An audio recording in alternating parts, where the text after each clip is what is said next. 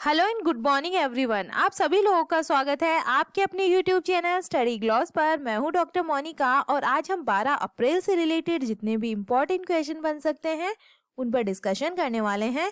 और क्वेश्चन से रिलेटेड जितने भी इम्पोर्टेंट फैक्ट होते हैं साथ में वो भी मैं आपको बताती हूँ। ये हमारा टेलीग्राम चैनल है, यहाँ पर आपको क्विज अवेलेबल हो जाएंगे और इस लेक्चर की पीडीएफ भी आपको यहाँ मिल जाएगी। ये आपके लिए आज का मोटिवेशनल कोट है। फोकस ऐसा रखो कि आपकी और आपके सपनों के बीच कोई ना आ सके। इसी मोटिवेशनल कोट के साथ में हम स्टार्ट करते हैं आज का सेशन। फर्स्ट क्वेश्चन है, who has become the new chairman of union public service commissions? संघ सेवा लोक सेवा आयोग के नए अध्यक्ष कौन बने हैं? तो इसका करेक्ट आंसर होगा डॉक्टर मनोज सोनी बने हैं। ए इसका करेक्ट आंसर है। जो यूपीएससी है इसके जो अगले जो चेयरमैन है ये मनोज सोनी होने वाले हैं और इन्होंने 5 अप्रैल 2022 को यूपीएससी चेयरमैन के रूप में ये अपॉइंट हुए हैं और सोनी प्रदीप कुमार जोशी की जगह लेने वाले हैं। डॉक्टर मनोज सोनी 2 जो यूनिवर्सिटीज है इसके वाइस चांसलर के रूप में ये सर्विस दे चुके हैं और इनका जो कार्यकाल है ये 27 जून 2023 को ये समाप्त हो जाएगा।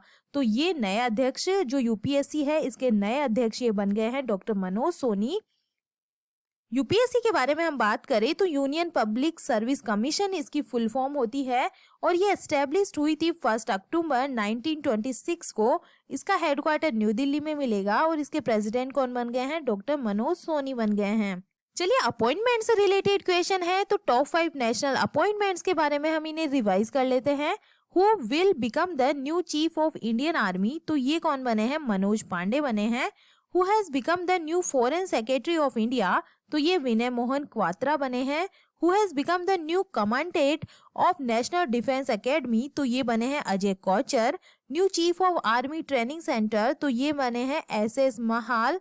New president of Indian chamber of commerce and industry? तो ये बने हैं सुमंत सिन्हा। नंबर क्वेश्चन है, who has launched a scheme named Avsar to encourage the talent of womens artisans and craftman? महिलाओं, कारीगरों और शिल्पकारों की प्रतिभा को प्रोत्साहित करने के लिए अवसर नामक योजना किसने शुरू की है? तो ये शुरू की गई है एयरपोर्ट्स अथॉरिटी ऑफ इंडिया के द्वारा। डी इसका करेक्ट आंसर होगा। डिटेल से हम इस योजना के बारे में बात करें तो भारतीय विमानपत्तन प्राधिकरण जो एयरपोर्ट अथॉरिटी ऑफ इंडिया है इन्होंने महिलाओं, कारीगरों और शिल्पकारों की प्रतिभा को प्रोत्साहित करने के लिए और उन्हें सही अवसर प्रदान करने के लिए जो अवसर है ये पहल शुरू की है। और अवसर का मतलब क्षेत्र के कुशल कारीगरों के लिए स्थान के रूप में हवाई अड्डा है। अवसर क्षेत्र के कुशल कारीगरों के लिए स्थान के रूप में हवाई अड्डा के तहत जो एआई की एक पहल है आत्मनिर्भरता के लिए अपने परिवारों को कार्यात्मक रूप से प्रभावी स्व अर्जित समूहों में संगठित करने में मदद करने का अवसर प्रदान इसके अंदर किया गया है।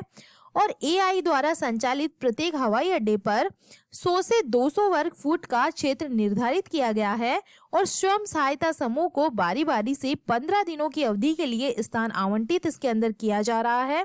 चेन्नई, अगरतला, देहरादून, कुशीनगर, उदयपुर और अमृतसर हवाई अड्डे पर कुछ आउटलेट पहले ही चालू किए जा चुके हैं जहां स्थानीय महिलाओं द्वारा संचालित स्वयं सहायता समूह अपने घरेलू उत्पादों का प्रदर्शन और विपणन इसके अंदर कर सकेंगे।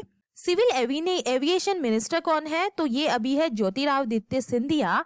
Airport authority of India headquarter आपको मिलेगा न्यू दिल्ली के अंदर। ये एस्टेब्लिश्ड हुआ था 1 अप्रैल 1995 को और इसके चेयरमैन है अभी संजीव कुमार।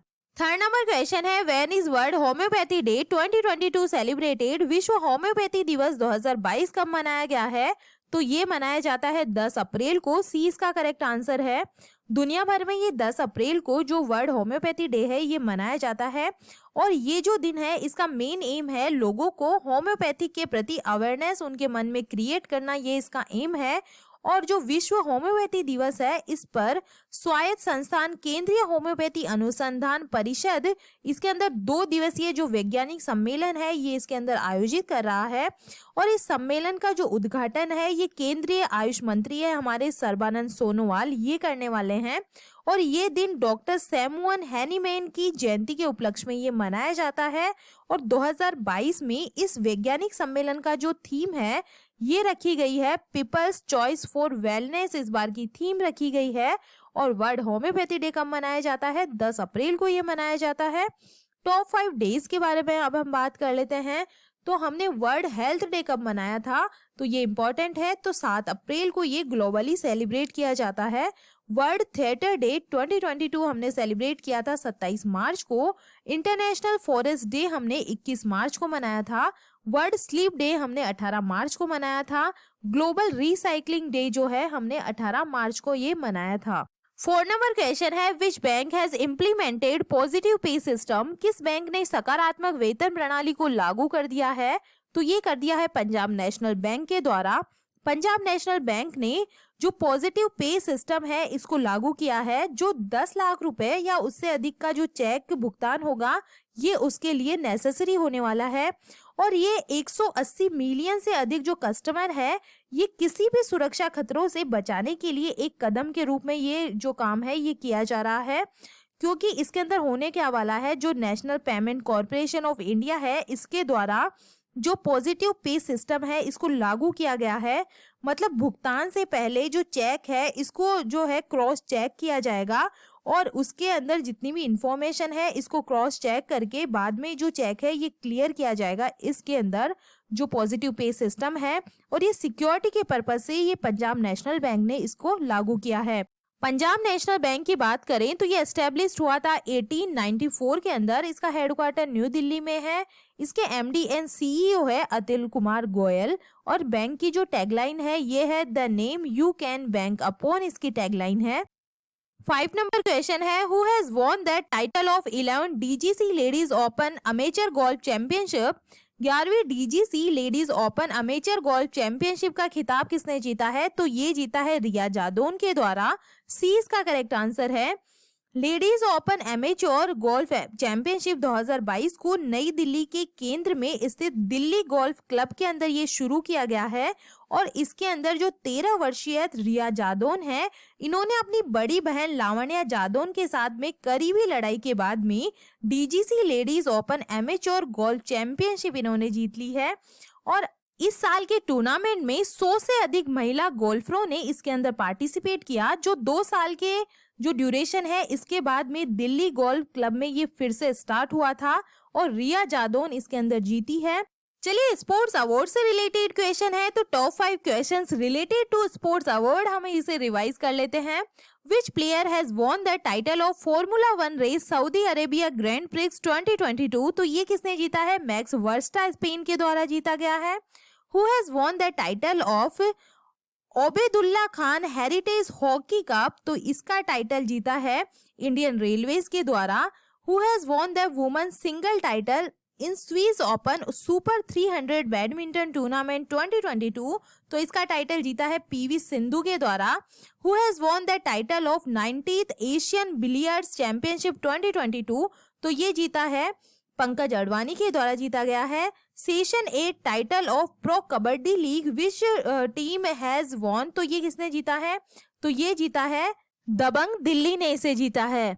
6 नंबर क्वेश्चन है, who has constituted the AVGC promotion task force to promote the field of animation visual effect gaming and comic in India? Bharat में एनिमेशन, विजुअल इफेक्ट्स, गेमिंग और कॉमिक्स के क्षेत्र को बढ़ावा देने के लिए किसने एवीजीसी प्रमोशन टास्क फोर्स का गठन किया है?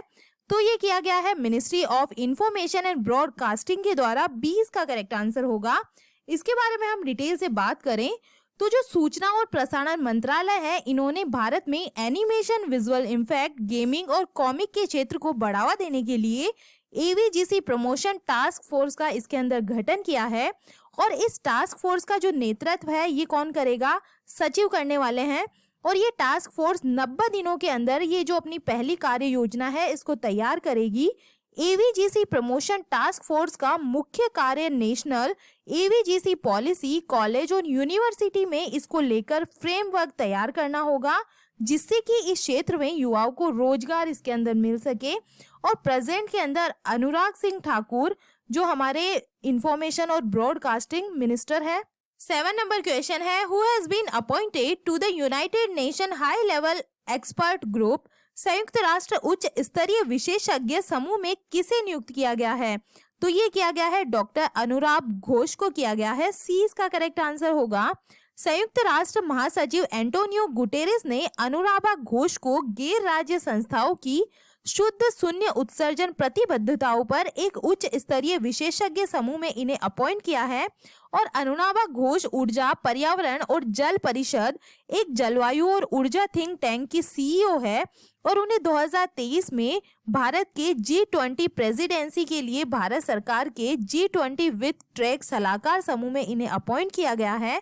और इस ग्रुप के अंदर 31 मार्च 2022 को एंटोनियो गुटेरेस द्वारा इसे लॉन्च किया गया था। डॉक्टर घोष विशेषज्ञ समूह में सेवारत 3 एशियाई में से होंगे, मतलब एकमात्र दक्षिण एशियाई ये होने वाले हैं। और इसकी अध्यक्षता कनाडा की पूर्व पर्यावरण और जलवायु परिवर्तन मंत्री कैथरीन मैककेना करने वाली है।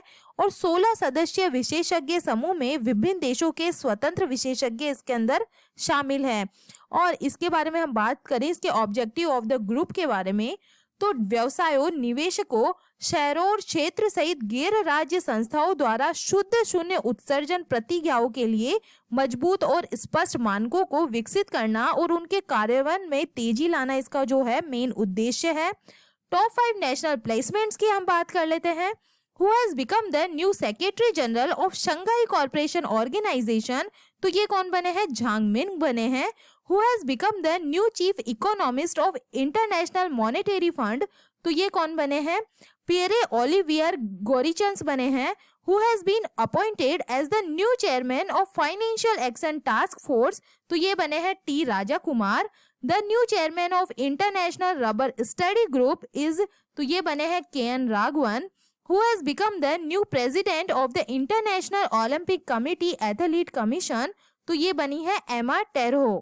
8 नंबर क्वेश्चन है, which scheme has been started by the central government for the recruitment of youth in the Indian armies for 3 to 5 years?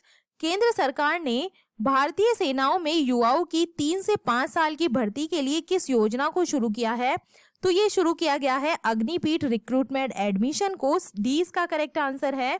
और सेना में जवानों की संख्या बढ़ाने और अपना खर्च कम करने के लिए सरकार एक ऐसी योजना पर काम कर रही है जिसके अंदर 3 से 5 साल के लिए ये जो युवा है ये अपनी सेवाएं इसके अंदर दे सकेंगे। और इसे अग्निपथ एंट्री स्कीम इसका नाम दिया गया है। और इस योजना के अंदर क्या होगा, जो 3 से 5 साल के लिए सेना में ये जो यूथ है ये शामिल होंगे और अपनी इसके अंदर सेवाएं देंगे। और एक तय अवधि के लिए सेना में शामिल होने के इस कॉन्सेप्ट को क्या बोला जाएगा? टूर ऑफ ड्यूटी इसके अंदर कहा जाएगा। जो टूर ऑफ ड्यूटी का जो कॉन्सेप्ट है ये नया नहीं है, क्योंकि दूसरे विश्व युद्ध के समय जब ब्रिटिश वायुसेना के पायलट तनाव में आ गए थे तब वायुसेना में टूर ऑफ ड्यूटी का जो कॉन्सेप्ट को टूर ऑफ ड्यूटी इसके अंदर कहा जाता है। और इसके अंदर शामिल होने वाले पायलट को 2 साल तक 200 घंटों तक विमान उड़ाने को इसके अंदर कहा गया था। तो जो ये है 3 से 5 साल की भर्ती के लिए ये जो योजना शुरू की गई है ये अग्निपथ रिक्रूटमेंट एडमिशन के नाम से जानी जाएगी। 9 नंबर क्वेश्चन है, WHO has suspended the supply of which Covid vaccine? WHO ने किस कोविड वैक्सीन की सप्लाई सस्पेंड कर दी है? तो ये कर दी है कोवैक्सीन की। सी इसका करेक्ट आंसर है। डिटेल से हम इसके बारे में बात करें तो WHO ने भारत बायोटेक के कोविड टीके कोवैक्सीन की जो सप्लाई है इस पर रोक लगा दी है। WHO ने भारत बायोटेक द्वारा निर्मित कोविड-19 वैक्सीन कोवैक्सीन की संयुक्त राष्ट्र एजेंसियों के माध्यम से आपूर्ति को निलंबित कर दिया है ताकि निर्माता सुविधाओं को अपग्रेड करने और निरीक्षण में पाई गई खामियां इसके अंदर दूर की जा सके। WHO ने कहा है कि टीका है वो इफेक्टिव है, लेकिन कोई इसकी सुरक्षा को लेकर कोई चिंता नहीं है, लेकिन निलंबन के परिणाम स्वरूप कोवैक्सीन की आपूर्ति बाधित होगी। 10 नंबर क्वेश्चन है, who has launched international air connectivity scheme to promote air connectivity with selected international destinations? चुनिंदा अंतर्राष्ट्रीय गंतव्यों के साथ हवाई संपर्क को बढ़ावा देने के लिए अंतर्राष्ट्रीय हवाई संपर्क योजना किसने शुरू की है? तो ये शुरू की गई है मिनिस्ट्री ऑफ सिविल एविएशन के द्वारा। 20 का करेक्ट आंसर होगा। जो अंतर्राष्ट्रीय हवाई संपर्क योजना है ये नागरिक उड्डयन मंत्रालय के द्वारा अंतर्राष्ट्रीय हवाई संपर्क योजना ये स्टार्ट की गई है। और इसका जो उद्देश्य है ये भारत के कुछ राज्यों से कुछ चुनिंदा जो इंटरनेशनल डेस्टिनेशन है इस तक हवाई संपर्क को बढ़ाना है ताकि सामाजिक और जो आर्थिक विकास है इसको बढ़ावा मिल सके। और इस नई शुरू की गई जो ये योजना है ये राज्य सरकारों द्वारा समर्थित किया जाएगा इसको, और ये मिनिस्ट्री ऑफ सिविल एविएशन के द्वारा शुरू की गई है। चलिए टॉप 5 कैंपेन हम रिवाइज कर लेते हैं। Which mission has been started by the central government to bring back Indian citizen trapped in the war affected country Ukraine? तो इसका क्या नाम रखा गया है? ऑपरेशन गंगा रखा गया है। Which ministry has launched the भाषा certificate selfie campaign to emphasize on the promotion of Indian language? तो ये मिनिस्ट्री ऑफ एजुकेशन के द्वारा ये जो कैंपेन है इसको लॉन्च किया गया है। Which organization has launched Quit Tobacco app under the Commit to Quit campaign? तो ये WHO के द्वारा लॉन्च किया गया है। Which bank has launched Jiva programme to promote natural farming? तो इसे national bank for agriculture and rural development के द्वारा लॉन्च किया गया है। Under the Jal Jeevan Abhiyan which has become the 100th district of India to have water at every home? तो ये कौन सा बना है? हिमाचल प्रदेश का जो चंबा है ये बना है। चलिए 11 अप्रैल के जो एमसीक्यू है उन्हें हम रिवाइज कर लेते हैं। फर्स्ट क्वेश्चन है, किस राज्य सरकार ने युवाओं को रोजगार प्रदान करने के लिए उद्यम क्रांति योजना को शुरू किया है? तो ये शुरू की गई है मध्य प्रदेश के अंदर। ए इसका करेक्ट आंसर होगा। सेकंड नंबर क्वेश्चन है, क्यूएस वर्ल्ड यूनिवर्सिटी रैंकिंग 2022 में कौन सा विश्वविद्यालय शीर्ष स्थान पे रहा है?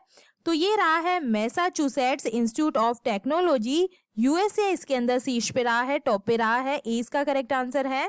थर्ड नंबर क्वेश्चन है, किस राज्य सरकार ने दुग्ध उत्पादकों को वित्तीय मजबूती प्रदान करने के लिए भारत का पहला डेयरी सहकारी बैंक नंदिनी क्षीरा समृद्धि सहकारी बैंक की स्थापना की है? तो ये की गई है कर्नाटका के अंदर। सी इसका करेक्ट आंसर होगा। फोर्थ नंबर क्वेश्चन है, किसने सैटेलाइट इंटरनेट लॉन्च हेतु 3 फर्मों के साथ में समझौता किया है? तो ये किया गया है अमेज़न के द्वारा। सी इसका करेक्ट आंसर होगा। 5 नंबर क्वेश्चन है, महिलाओं और लड़कियों के बीच जागरूकता बढ़ाने के लिए मानव तस्करी रोधी प्रकोष्ठ को किसने शुरू किया है? तो ये शुरू किया गया है नेशनल कमीशन फॉर वुमेन्स के द्वारा। डी इसका करेक्ट आंसर है। 6 नंबर क्वेश्चन है, 8 अप्रैल 2022 को प्रधानमंत्री मुद्रा योजना की कौन सी वर्षगांठ बनाई गई है? तो इस बार मनाई गई है 7वें नंबर की जो वर्षगांठ है इसके अंदर मनाई गई है। 20 का करेक्ट आंसर होगा। 7 नंबर क्वेश्चन है, किस राज्य सरकार को वर्ल्ड बैंक ऑफ AIIB से 75,000 करोड़ रुपए का ऋण प्राप्त होगा? तो ये होने वाला है गुजरात गवर्नमेंट को। सी इसका करेक्ट आंसर होगा। 8 नंबर क्वेश्चन है, किस देश के फोटोग्राफर ने world press photo of the year 2022 का जो खिताब है ये जीता है? तो ये जीता है कनाडा के फोटोग्राफर ने। 20 का करेक्ट आंसर होगा। 9 नंबर क्वेश्चन है, किसने not just a night watchman my innings with BCCI नामक पुस्तक को लिखी है? तो ये लिखी गई है विनोद राय के द्वारा। ए इसका करेक्ट आंसर होगा। 10 नंबर क्वेश्चन है, किस देश ने पृथ्वी अवलोकन के लिए नए उपग्रह गाओफेन 303 का सफल प्रक्षेपण किया है? तो ये किया गया है चाइना के द्वारा। और ये था कल का स्टडी ग्लॉस क्वेश्चन। दवा निर्माता कंपनी फाइजर इंडिया के नए अध्यक्ष कौन बने हैं? तो ये बन गए हैं प्रदीप शाह बने हैं। इसका करेक्ट आंसर होगा। और ये है आपके लिए आज का स्टडी ग्लॉस क्वेश्चन। बीजिंग शीतकालीन ओलंपिक 2022 में पहला स्वर्ण पदक किस खिलाड़ी ने जीता है? तो इसका आंसर आप मुझे कमेंट सेक्शन में दीजिएगा। ये हमारा टेलीग्राम चैनल है, यहाँ पर आपको सारे क्वेश्चन क्विज के फॉर्मेट में अवेलेबल हो जाएंगे। आई होप आपको ये सेशन पसंद आ रहा होगा। अगर पसंद आ रहा है तो आप इसे लाइक कीजिए, अपने दोस्तों के साथ में शेयर कीजिएगा। तो चलिए मिलते हैं हम एक नए सेशन के साथ में। Thank you.